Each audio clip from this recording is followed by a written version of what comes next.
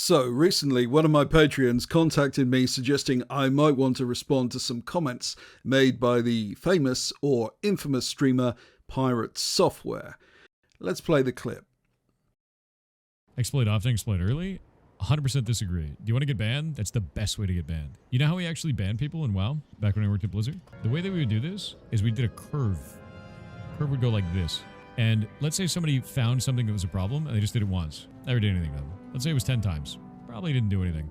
Then you have these ranges, right? In here, you get like a 3 to 30 day ban. Up here, you get a permaban. Now, if you ever get a 3 to 30 day ban, it puts a mark on your account and you're always watched until the end of time. Every time there's a new exploit, we watch you. Every single time. Forever. So, if you want to go down the route of exploit early, exploit often, you're gonna get permad. And eventually, when that happens, no one will feel bad for you. For your entire multi-year account, maybe a decade or older, with all of your cool achievements and rewards, it will be gone. And I will laugh at you when you complain on the forums about it. Yep, don't be a jackass. Report the exploit and walk away. So, Pirate Software is saying that people using exploits will be tracked and eventually banned. Now, there's a number of problems with this statement.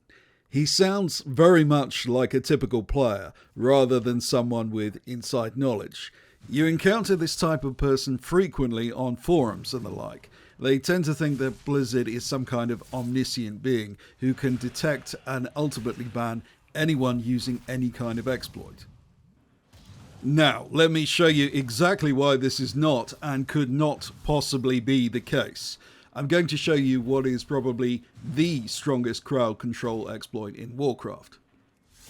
Essentially, it creates a massive, game-breaking dead zone in which it is impossible to move for a surprisingly long duration.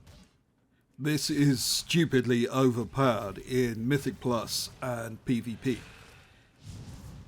Did you see what I did there? I'm guessing you didn't. I have used that exploit hundreds of times. Blizzard have never detected the use of that exploit. Indeed, it is very unlikely they know of its existence. Even though I just showed you exactly what I did, you would probably have trouble recreating it. And that's just because there's not enough information there to reverse engineer it effectively. And here's the thing. In WoW every day, literally hundreds of people will be using that exploit, but have zero awareness of the fact that they are doing it, because it is just something that happens as part of your rotation every now and again, without anyone noticing. A lot of exploits work that way. They happen all the time, but until someone notices something weird at a log, no one, including Blizzard, have any awareness the exploit exists. This is called a zero-day exploit. In case you think I chose a deliberately weird example, here's another one, and some of you might actually be able to figure this one out. This is the strongest healing exploit I know of.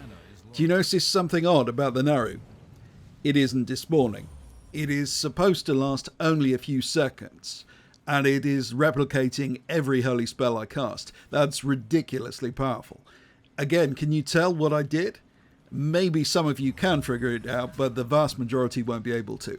I've tested this before with other exploits, and even though my audience is unusually smart, there just isn't any obvious indication of the mechanism that triggered the exploit, even when you know that something is clearly wrong. Both of these exploits have been on my Patreon for well over a year. Now, I'm not doing this to show off or make Pirate Software look stupid. I'm simply illustrating the point that Blizzard cannot possibly know, even if they could somehow track everyone's logs in real time, whether someone was using an exploit. Now, being charitable, I think what Pirate Software is referring to is a specific type of exploit, one that goes very public. If something appears on Reddit or some other very public forum, I will generally avoid it. I might mention it to my patrons because I'm providing a comprehensive service, but I will explain the risks. When an exploit goes public, that is trouble. The witch hunt that follows in the wake of an exploit going public can lead to bans and other countermeasures. However, even in this very specific case, Blizzard very often choose to do nothing and no action is taken. Blizzard very often have little understanding of what actually transpired when an exploit does go public.